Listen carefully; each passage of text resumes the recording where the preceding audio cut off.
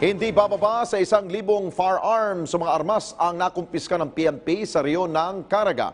Git ng PNP, seryoso sila sa pagpapatupad ng batas at patuloy na pagmomonitor sa kanilang lugar. May report si Jennifer Gaetano ng PIA Caraga.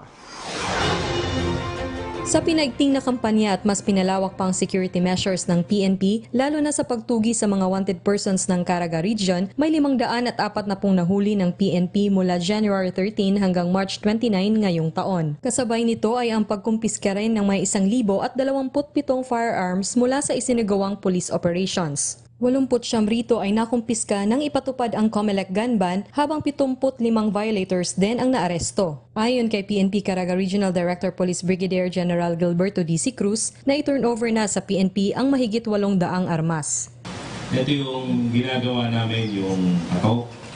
Ito yung pag-a-apply natin ng search warrant doon sa mga tao na ayaw isurrender yung mga baril nila at alam naman namin na illegal na kanilang tinatago. Ito yung resulta ng mga checkpoints natin.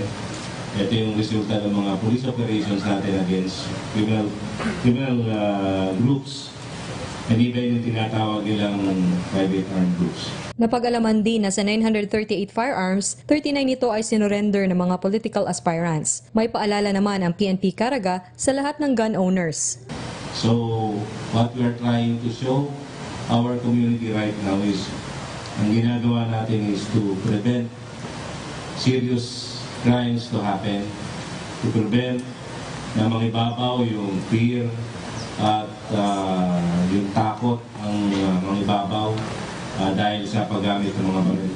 Binigyang diin din ni Cruz na seryoso ang kapulisan sa pagpapatupad ng batas at patuloy sa pagmomonitor nito sa rehiyon. Ito ay alinsunod na rin sa mandato ni Pangulong Rodrigo Duterte. Samantala, hinimok ang lahat na maging mapagmatsyag sa paligid at i-report sa kanilang opisina ang anumang insidente nang sa ganon ay agad nila itong matugunan. Jennifer Peña Gaetano ng Philippine Information Agency, Caraga, para sa Bayan.